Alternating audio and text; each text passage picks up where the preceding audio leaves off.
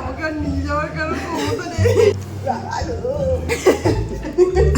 আজকে আমরা বেরিয়ে গেলাম মঙ্গল পান্ডে পার্কের উদ্দেশ্যে। ও পাগল, ও হাতি চড়বে না, ওই জন্য ও পাগল। ওর মা হাতি চড়বে, ভালো চিন্তা কর, বল তুই চড়বি হাতি?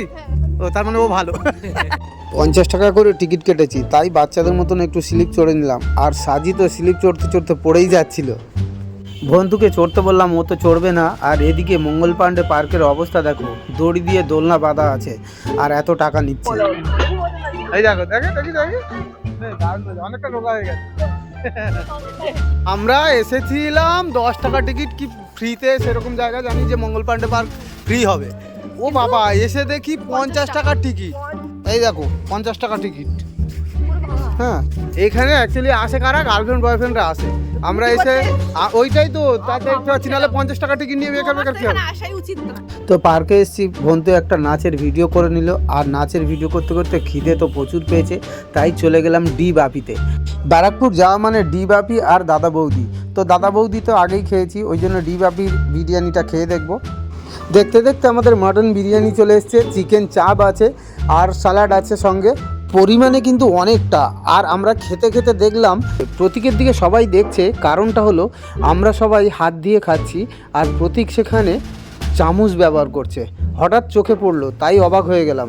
ও ব্যাপারটা বুঝতে পেরে চামচটা রেখে সঙ্গে সঙ্গে হাত দিয়ে খাওয়া শুরু করলো। সকালে বাড়িতে উঠে পান্তা খায়, সে আবার স্ট্যান্ডার্ড দেখাচ্ছে ওখানে। কিরকম হাসছে রে বন্ধু, কিরকম হাসছে? বৌদি এখন যাবে কি করে, ওটাই বড়। যেতে পারবো না? যাবো, এত খেয়েছি, আমাকে আর নিয়ে যাওয়ার কারণ ক্ষমতা নেই।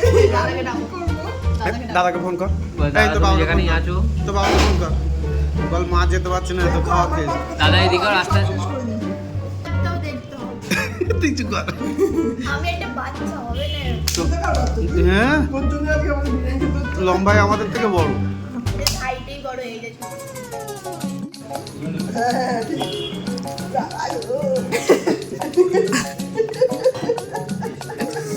আমি আর খাবো না, এরকম করছে। কি বলছে? কি বলছে? ঠিক আছে, ঠিক আছে, ঠিক আছে। ডিস্টার্ব হচ্ছে। সবাই এত খাওয়া খেয়েছে যে খাওয়া দেখে ওদের কষ্ট পাচ্ছে। আর প্রতীকের অবস্থাটা শুধু দেখো, ও আর খেতেই পাচ্ছে না। যাই হোক, ও খেতে পাচ্ছে না দেখে ওর পাতে থেকে আমি একটু তুলে নিলাম। তো আজকের ভিডিওটা এই অবধি। ভালো লাগলে লাইক কমেন্ট শেয়ার করে দিও।